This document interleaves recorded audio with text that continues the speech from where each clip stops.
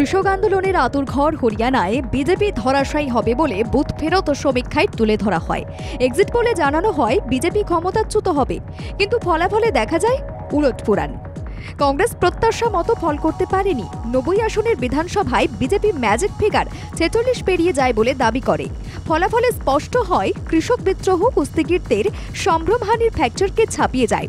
কংগ্রেসের কোন দল, বিশেষ করে দলিত নেত্রী কুমারী শৈলজার অসন্তোষ ও ভোটের শুরুতে দূরত্ব বাড়ানোর চেষ্টার ডিভিডেন্ড তুলেছে বিজেপি।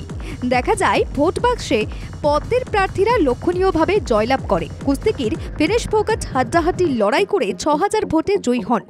জাট প্রভাবিত রাজ্যে সংখ্যাগরিষ্ঠতার জন্য প্রয়োজন ৪৬ আসন। গেরুয়া শিবির সেই সংখ্যাগরিষ্ঠতা মেলার দাবি করে। কংগ্রেস এই ফল অবশ্য মানতে নারাজ। তারা ভোট গণনায় কারচুপির অভিযোগ করে কেন্দ্রীয় নির্বাচন কমিশনকে চিঠি দিয়েছে। চিঠিতে স্পষ্টত উল্লেখ করা হয়েছে ভোটের নিয়ম পদ্ধতি মেনে গণনা করা হয়নি। As far as the results are concerned, Haryana result, our first priority is to collate, consolidate all the complaints that have come from candidates from the 3 districts today. There will be other complaints, and we hope to submit this to the Election Commission tomorrow evening or day after. Why the result went the way it did?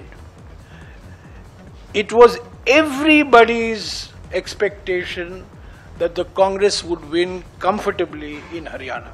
Congress যে ফল মানতে চায় না তা তারা স্পষ্ট করে দিয়েছে। তাদের অভিযোগ আসলে জনাদেশ আঁচ করেই মেশিনে গন্ডগোল করা হয়েছে। অন্যদিকে জম্মু কাশ্মীরে বিজেপিকে বিধ্বস্ত করে ক্ষমতায় ফিরতে চলেছে কংগ্রেস ও ন্যাশনাল কনফারেন্স জোট। ফলাফলের গতি প্রকৃতি দেখে বলা যায় কেন্দ্রীয় শাসনের জেরে ভূস্বর্গের মানুষের জনরোষ বেড়েছে।